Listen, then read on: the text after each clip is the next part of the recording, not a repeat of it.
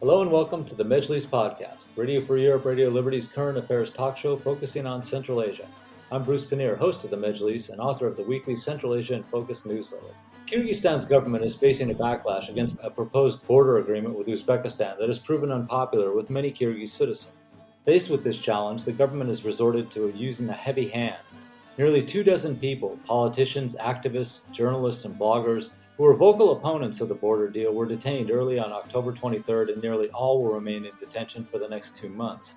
On October 26th, Kyrgyzstan's Ministry of Culture ordered the website of Radio Free Europe, Radio Liberty's Kyrgyz service to be blocked for 2 months, ostensibly due to a video that is unrelated to the current confrontation over the terms of the border deal. The history of Kyrgyzstan's domestic political scene is colorful, to put it mildly.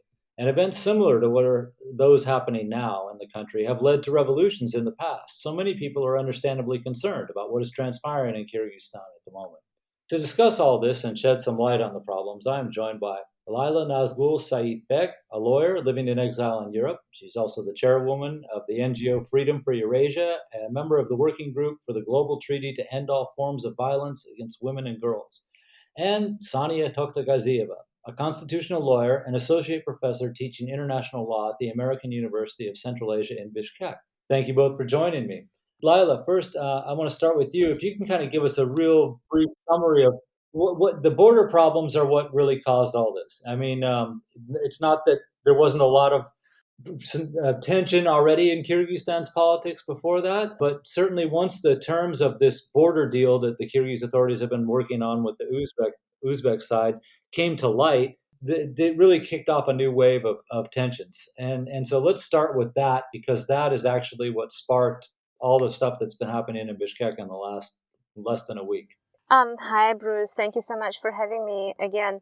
Yes, so this border issue has sparked a lot of controversies and a lot of discussions in the society. And once these issues have started being voiced publicly by activists, by journalists, and by politicians, the authorities, it seems like they actually were getting very nervous by the fact that this issue is even being discussed. They seem to really want to conclude this deal with like no discussion at all in the society, with the society. And it resulted actually, the pressure was growing so much that it resulted in authorities trying to set up some sort of a meeting with activists and journalists and whoever was interested in asking questions and hearing some answers. Although they have set this meeting in a way that it was being held behind closed doors. And nobody was allowed to bring in any of the devices that they could use to record this meeting. So we still don't know what exactly has transpired inside that meeting. We have been hearing from people that were present in that meeting, various bits and pieces of information, but nobody exactly knows. And that ultimately led to activists forming a committee through which they were hoping to start this public discussion of the issue and raise all of the controversial portions of the deal and get the authorities to actually open up about the terms of the deal that they are trying to set up with Uzbekistan. That, however, didn't happen, and it all led to what we now know is a mass arrest of whoever was even asking any questions. Thank you. If I could ask you a follow-up question then too, although I think it's fairly obvious, but in the interview that President Sadr Japarov gave to Kabar last Saturday, October 22nd, he said that he claimed that 99.9% of the people in Kyrgyzstan are back this deal that he's worked out with Uzbekistan. But I mean, the terms of the deal weren't even made public, right? These were negotiations that were kept secret. Yeah, absolutely. Nobody knows the terms of the agreement. They were not made public. The authorities didn't share, not even I'm not even talking about them sharing an actual draft of the agreement. They wouldn't even share any descriptions of any agreement being concluded with Uzbekistan. So to say that 99.9% of the people in Kyrgyzstan supported is I believe is quite irresponsible, because the people, in order to support or not support, the people have to understand what's going on. And this was the reason why activists, politicians, and journalists were asking these questions, because they couldn't understand what the authorities are trying to do, what they have in mind, and what is it going to be at the end. But with Japarov using this number, 99.9%, I'm not even surprised, because he's just it's in his nature to exaggerate things to a point where you just know it's unrealistic, right? I mean, it's not, he's not even trying to keep it within the modest range of saying 80% of people support me, or at least 97% of the people support me. He just goes ahead and says 99.9%. Yeah, exactly. Well, thank you for that. And just to throw in a couple of facts for our audience out there too, part of the deal, of course, was going to cede the Kempirabad reservoir to Uzbekistan in exchange for land that Kyrgyzstan would get in return. That's one of the reasons that people down there in the region, of course, were angry by this. They had a community meeting together, a Kurultai, and formed the commission that Lila was just speaking about. And there have been protests since then. But if we can move ahead now to the standoff that came on October 23rd. In the morning, and we have these reports that are showing up on social networks saying that on the morning of October 23rd that they gathered together so many policemen that some of the policemen were under the impression that maybe there was some huge violent event had broken out and they were being mobilized, but it wasn't a violent event. It was a series of raids that they were conducting on politicians, activists, journalists, bloggers. And they detained certainly more than 20 people. I've seen various figures, 22 up to 25. But Sonia, I want to talk to you about this. It was this committee to protect the Kempirabad Reservoir. The list was actually published on October 22nd, the same day that President Chaparov gave his interview to Kabar. Now, the next day, not even 24 hours later, early in the morning on October 23rd, all of a sudden we have the raids on these people who were all opponents of this land deal, but a lot of them were also members of this commission. So what's the legality of this? I mean, what kind of process could they even have run through that would be legal in less than 24 hours to get search warrants, detain people, gather evidence, all that? What's your view on the detentions and the process since then? Yeah, exactly. That's an excellent question, because the Committee for the Protection of Camp Pirabat was created on October 22nd, and it indeed included a lot of civil rights activists, politicians, human rights activists, and any other concerned citizens. The striking moment of the situation is that allegedly the case itself against these people was registered at these unified registers of crimes and misdemeanors of the Kyrgyz Republic on October 20 already. And the committee had a meeting at one of the local coffee places on October 22nd. And allegedly there was a person who was actually recording all these conversations during the meeting, which later on some bits and pieces of this conversation started being leaked right after the detention started. So then the next day, on October 23rd, early in the morning, it is Sunday morning, non-working day, the homes and apartments of the members of the committee on the protection of this Kempirabat reservoir, the law enforcement agencies, they began the mass searches. And the searches allegedly were carried out on the basis of the resolution on the conduct of search and seizure signed by the head of the investigative service within the Ministry of Internal Affairs, whose name is Japekov. But this Japekov never showed up.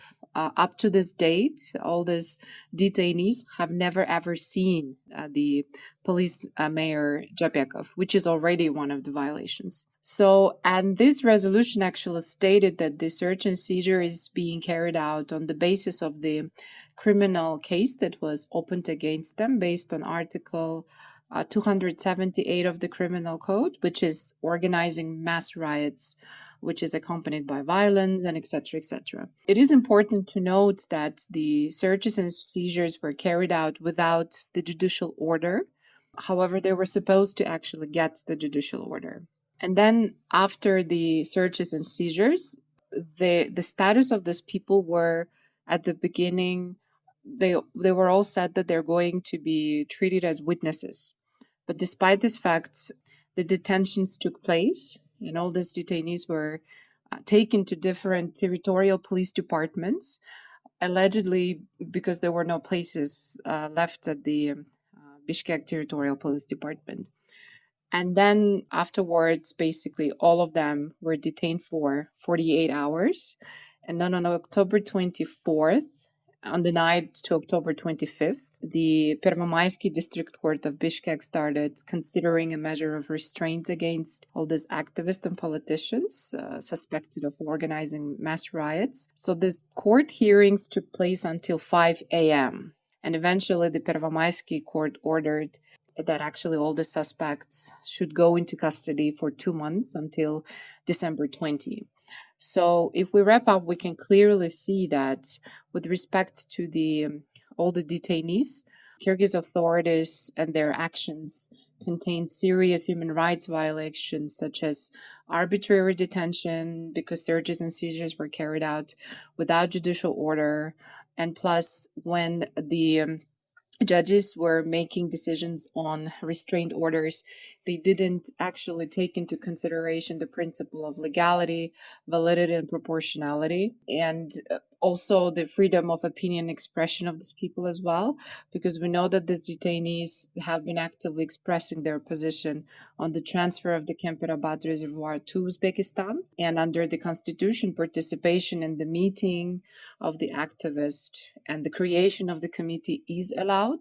However, what's interesting is that the Kyrgyz authorities somehow is interpreting this expression of the will as if they have been organizing some massive riots and etc. And of course, their right to peaceful assembly and association as well.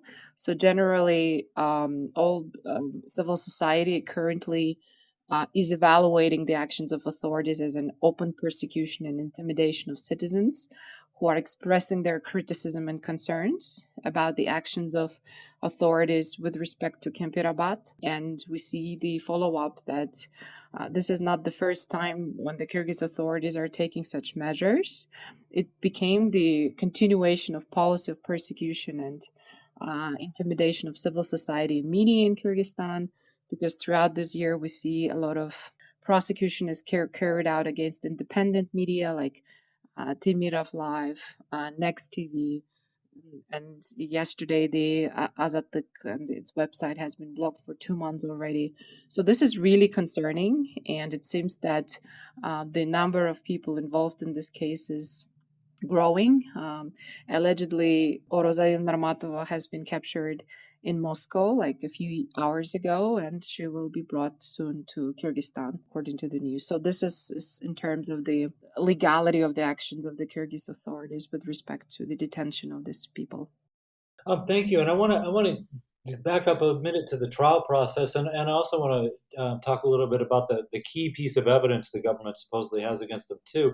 But certainly in the trial process, the Kyrgyzstan's ombudsman's office released a statement yesterday that had a list of violations that had occurred. Among them, the one that caught my eye immediately was that a lot of the defendants didn't even know what the charges were against them until they were actually in the courtroom. Can you talk a little bit about that part of the trial process? Yes, so basically, attorneys have never been actually provided this resolution on the registration of the criminal case, because I think they only had an access to the resolution on the searches and seizures, which is already a big violation, and then only after the judicial order. So the judges had to pause a number of these basically trials, so that the representative of the Minister of Internal Affairs would bring those resolutions. So this is correct. This is one of the violations, along with others. And plus, in all these cases, when the judges are reaching a decision with respect to the restraint orders and legality, so they literally just ignored all these procedural violations. The fact that plus.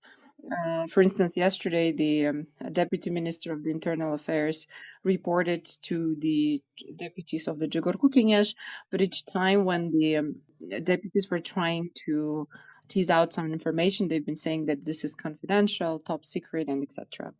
But it seems that the only evidence that they have so far is that conversation in the coffee place. But based on these conversations that I myself have listened carefully, I don't really see the elements of crime under 278 article of the Criminal Code, organizing mass riots. Like, not really. And if this is the only evidence, then it really causes a huge concern on how they're going to go ahead with that. And how come the judges actually didn't see any violation and went ahead and actually approved all those detentions of the activists?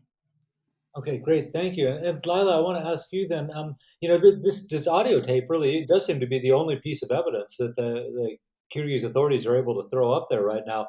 One, how curious is that to you? And also, especially given that Sonia said that it looked like they were already moving on these people, preparing legal measures against them even before the 22nd, when all this stuff started to happen, and then the 23rd. But yeah, and also my other question would be, given that this kind of dirty pool has happened before, we know that people have their phones wiretapped in Kyrgyzstan. They produced these kind of conversations before, audio tapes, and not just in Kyrgyzstan, but other places in Central Asia and other places in the world that are supposed to be, the convincing evidence that these people are guilty. I mean, how credible is their evidence? Is the evidence of the authorities against these people? And what do you think the Kyrgyz people are thinking about this? Do they even believe this is possible? I did also listen to these tapes carefully, and I do agree with Sanya's opinion that I do not see any evidence of crimes that the authorities are trying to charge these activists with. The thing is also the effort to organize, or any actions to organize a protest in themselves. In itself, that act is actually not a crime. Anybody can organize a protest. It's a right. And organizing into a committee also is a right. Anybody can do that. Anybody has a right to do that. Other than that, I did not see so far authorities producing any other piece of evidence that would prove the position of the authorities. What I think is happening is that the authorities are kind of scrambling for any smallest possibility to justify these arrests, because obviously this is not about establishing the truth, and this is not about defending the interests of Kyrgyzstan as a state, or defending interests of Kyrgyz people. This is about destroying destroying the core group of active citizens. This is about demolishing civil society, and this is about basically trying to get rid of anybody who can disagree, criticize, or say anything against them. And that is obviously, in my mind, is done in order to secure the longevity of the rule, so that they have a clear field going forward, with no dissenting voices, with nobody able or brave enough to stand against them. So yeah, this is the effort that I see behind the authorities' actions. I do not believe they will be able to produce any evidence to prove the guilt of these people, and I don't think that's even their goal. I don't think they're going to try to. And we're kind of seeing this trend. It started a while ago, and as Sania has mentioned, we have seen the same methods being used against Timirov. We have seen these methods being used against other critics that were detained in the past in the past 2 years, basically a year and a half, I would say, that were persecuted, and there were some cases opened, and there were some people who were imprisoned as well. So this is merely a battle against civil society and nothing else. Okay, great. Thank you very much. And we have gotten to the halfway point of our show, so it's time for the halfway break. And a reminder that this is the Majlis podcast, Radio Free Europe, Radio Liberty's current affairs talk show focusing on Central Asia. I'm Bruce Pannier, host of the Majlis podcast, and we're looking at the current political tensions in Kyrgyzstan. And discussing that topic with me are Sanya Toktagazieva, a constitutional lawyer and associate professor teaching international law at American University of Central Asia in Bishkek, and Laila Nazgul Saeed Bek, a lawyer living in exile in Europe, chairwoman of the NGO Freedom for Eurasia, and member of the working group for the Global Treaty to End All Forms of Violence Against Women and Girls.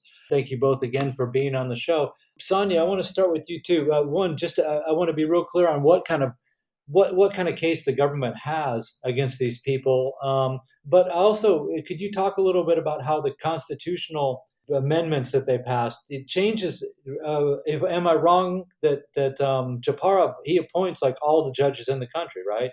So if you could talk a little bit about the case that the government has and what the relationship is of Kyrgyzstan's judges to the president.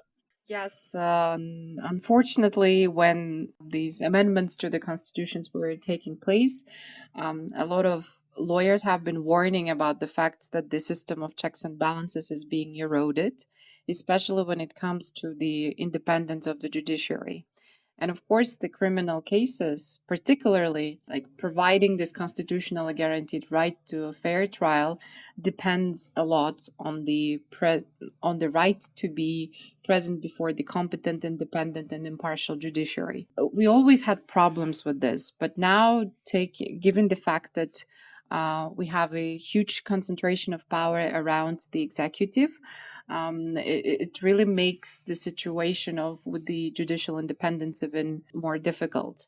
So in this case, I think it is pretty much evident that the decision of the court with respect to this case is going to be based on the orders that they're going to receive from above. And it is pretty clear because from the beginning, we have seen a lot of procedural violations, but they decided just to close their eyes on that. And another issue is that we should also be aware that right after the constitutional amendments, a huge mass amendments have been introduced to the entire criminal justice system, particularly the criminal code and criminal procedural code were amended by the initiatives of the Kurmanqul Zuluşov, who is the general prosecutor and one of the best friends of Sadr Japarov. So overall, yeah, I think if the situation goes on this way, the eventual decision is pretty much predictable. So the judges are going to decide the case on the order that they're going to receive. Another interesting, I think, thing what I've read today is that yesterday the Council of Heads of Security of Agencies and Special Services of CIS countries had a joint meeting where our head of the GKNB, also the Tashiv, participated. And interestingly, during the meeting, all the secret special services came to conclusion that they're going to adopt specific measures and develop them jointly to counter the destructive activities of foreign non-governmental and non-profit organizations that are using soft power tools to destabilize the social political situation in CIS countries. And with that respect, also, I think special attention is being made on the independent media and etc. So that's why a lot of experts have been prognosing that the next step after this mass arrests are going to be a number of attacks against independent media. And we see that it started already yesterday with Radio Azatlık, and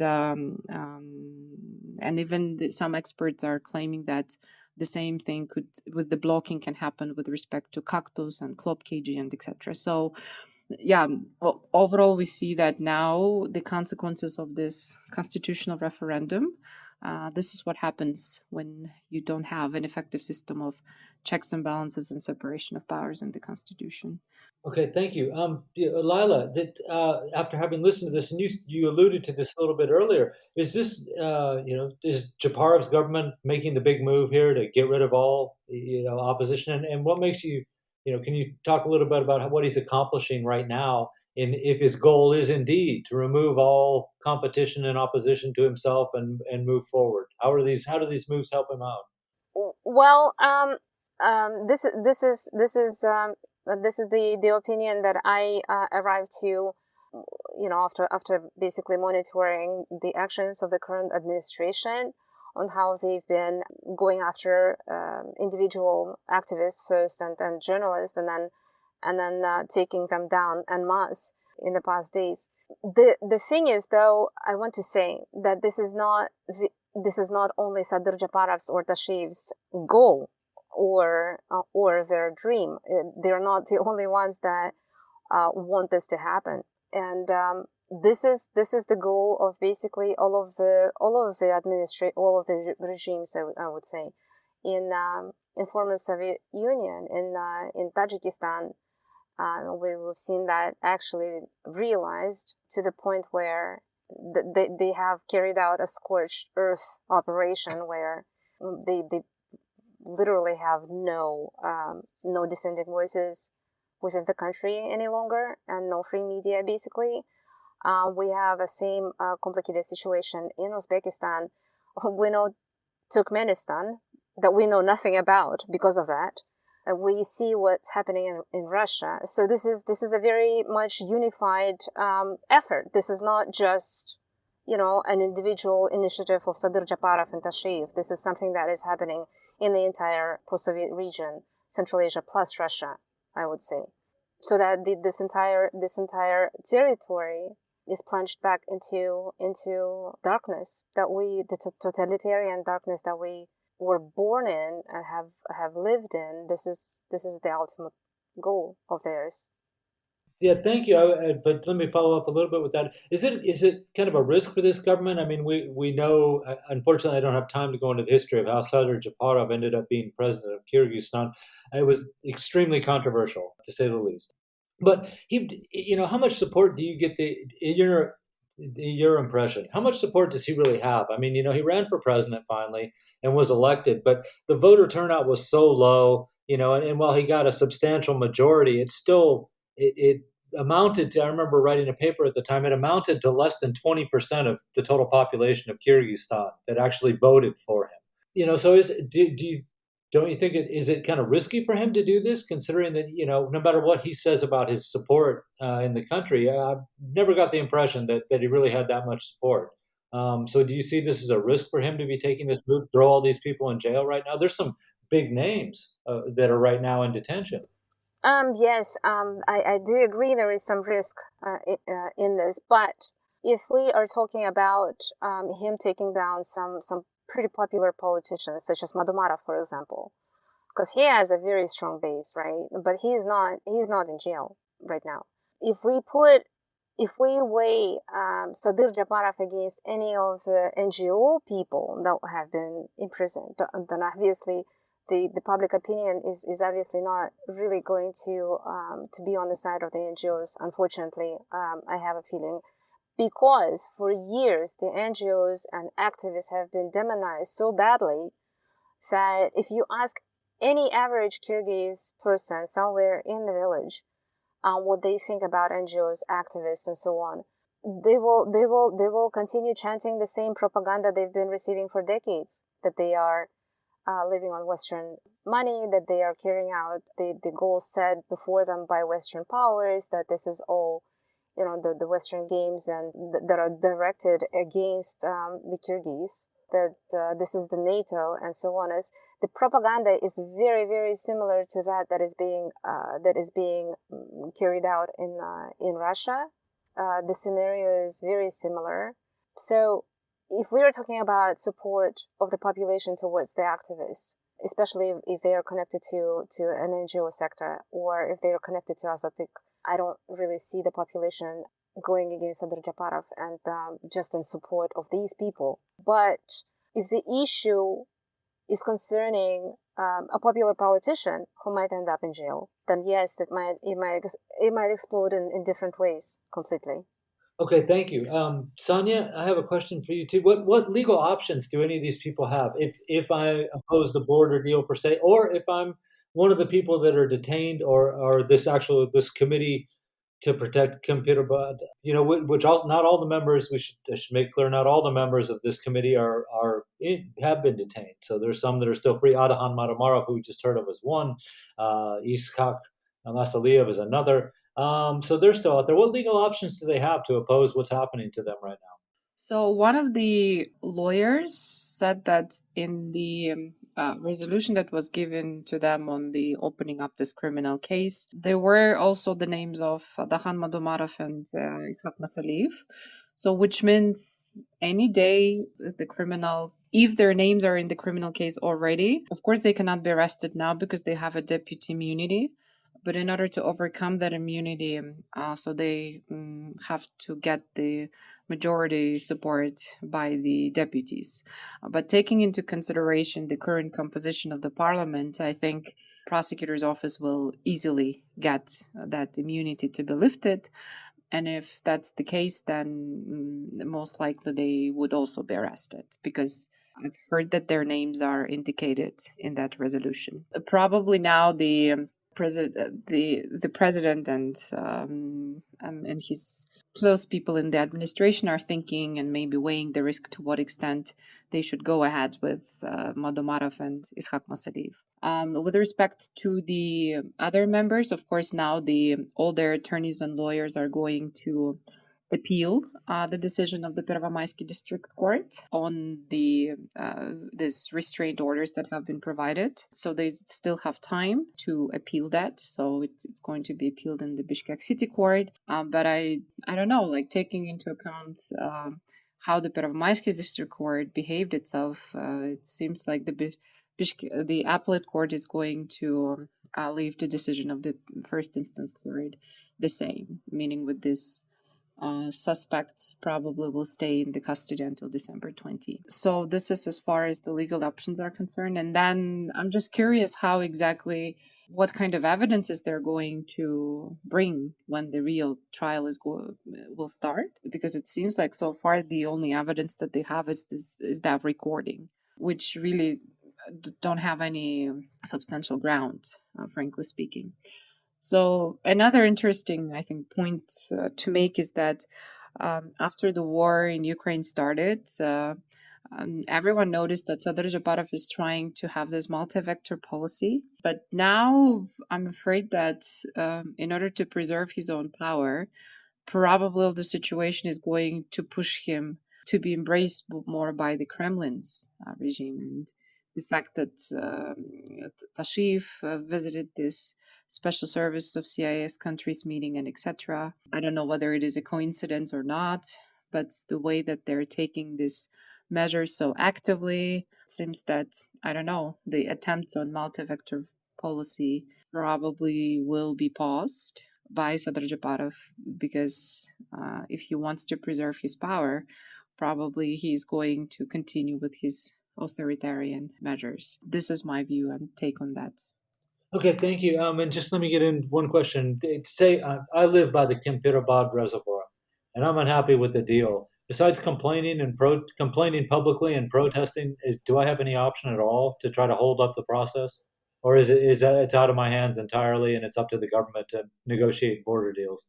Actually, the final ratification should go through the parliament, and currently we know that the head of one of the committees on international affairs of the Jogorku Kengesh, Ayderbekov Chingiz, is refusing to sign the protocol, basically. But then this case is again most likely soon will come back to the committee, and I think the new chairman of the committee is going to sign it without any problem. Because now I think what the main purpose of Sadr Japarov was that the deal is already made, and now with all means possible, they just have to get it through the Jogorku Kengesh and ratification.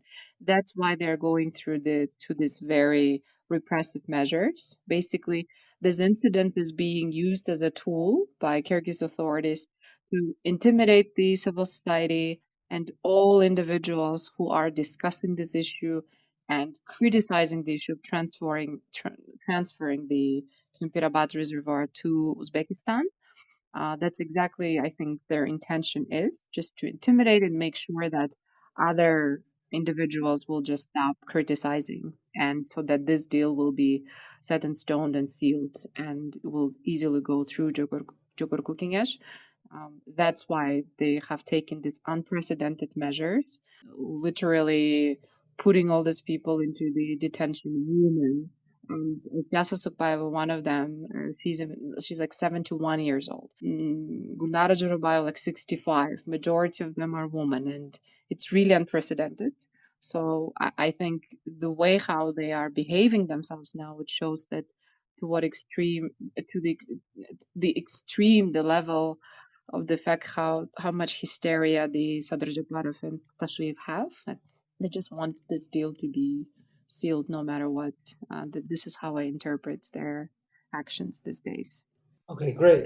Thank you. And okay, I have one last question, and this goes to both of you. It's the same question. Given Kyrgyzstan's history, 3 revolutions since 2005, how dangerous is this situation for Kyrgyzstan at the moment? And Sonia, I'll start with you first, and then Lila will finish. Will close the session for us. I think it is dangerous, especially if we remember any revolution always, the peak of the revolution started whenever they start literally this mass intimidation of independent media. For instance, I think the last time when Radio Azatuk was blocked in Kyrgyzstan, it was in 2010, right before the April Revolution.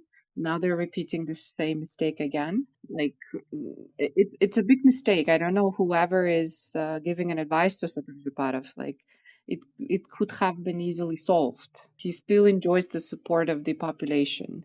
I think the problem is that their press services is very weak. They're not educated. They don't know how to create this balance, the dialogue between people.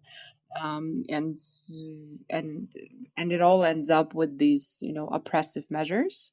Generally, they just don't understand that with all these oppressive measures, they're literally creating a more ground for the potential unrest and maybe even revolution next time.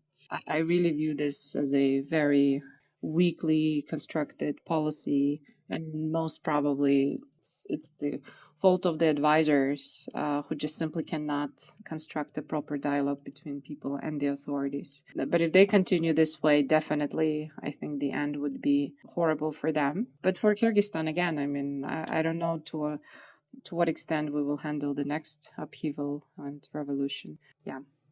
Okay, thank you. And actually, I want to get in a piece of Radio Free Europe, Radio Liberty history here, because you made reference to the fact that they closed down the radio in June 2010, just a few weeks before the Bakiyev government was ousted, and they were making this move just for, like I said, a piece of history. The Kyrgyz government appealed to the radio to tone down the Kyrgyz service to tone down their reporting. Not to be so critical of the government, but they did not send that message to the Kyrgyz service. They sent it to the Russian service at RFE to pass on to the Kyrgyz service for some bizarre reason. So I guess, at least in a departure, Japarov went right after him rather than calling on the Russian service for some reason to use their influence to calm down the Kyrgyz service. Okay, but Lila, how dangerous is this for Kyrgyzstan right now, this situation? I believe that the situation is highly explosive, as is always in Kyrgyzstan. It's very difficult to predict the reaction of the people, especially people living in that area.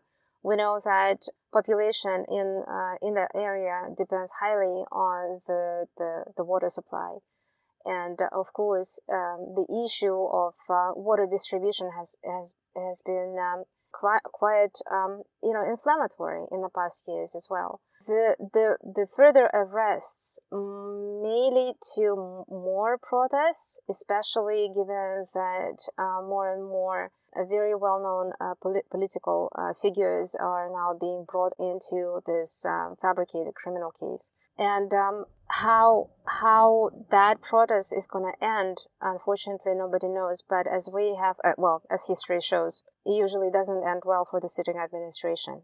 And we also, throughout the years, saw the grit of the Kyrgyz civil society and just citizens who joined the protests in the past, either against the corruption of Bakiyev's rule or the events leading up to Akayev's downfall. We've seen people just jumping in just simply because they have finally understood and saw that this is not the direction they want their country to take.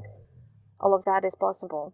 However, what I am also concerned about is the question of how much grit is there within the Kyrgyz society, because no matter how much grit there is, it might actually run out, right?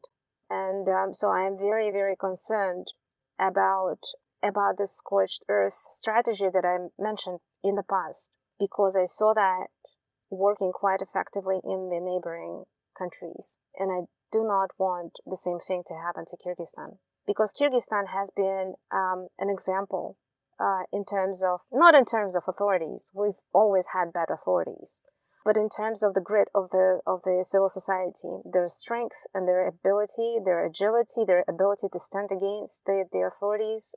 And that example is quite disturbing, was always quite disturbing to authorities in the neighboring states. They were irritated by that example, but we need that example to survive. We need that example to stay and just to be there in the middle of Central Asia, because there is nobody else to do that, unfortunately. What I also believe is, in order to defend these people who are bravely fighting and standing against all odds, is to enforce the mechanisms that we have right now, that are available to us right now, that might not be, the best or the perfect mechanisms, but they are the mechanisms that we may be able to use at this point, because using it later might be nice, but it might be less effective. And right now I'm talking about sanctions, and I'm talking about individual sanctions. I'm talking about Khashoggi bans. I'm talking about Magnitsky Act designations, that I believe that these need we need to start enforcing these more actively within Central Asia. And actually, Kyrgyzstan might be a good place to use that again. We do have Matraimov, who has been designated under Magnitsky Act, but that's too little. And we have a number of other people. We have judges that should be sanctioned. We have investigators that are worth sanctioning. Just take at least these people, or maybe ministers or prosecutors that have been involved in fabrication of cases, in cracking down against the civil society, cracking down against the journalists. So that might actually be a thing we might need to do right now. We might do that later, but it might just be a bit too late. Okay, great. Thank you very much. And thank you both, too. I know a lot of eyes are going to be on Kyrgyzstan in the coming weeks to see how this plays out. Like you said, it's a suspenseful time, to say the least, out in that country. So thank you, Lila, and thank you, Sonia, for being on the program. A big thank you to Nathan Shoemaker, our Mejlis podcast producer in Washington, D.C. And a reminder, you can subscribe to Mejlis podcast or the Central Asia in Focus newsletter by visiting RFERL's website at rferl.org. Thank you very much, and we'll be back next week. Bye-bye.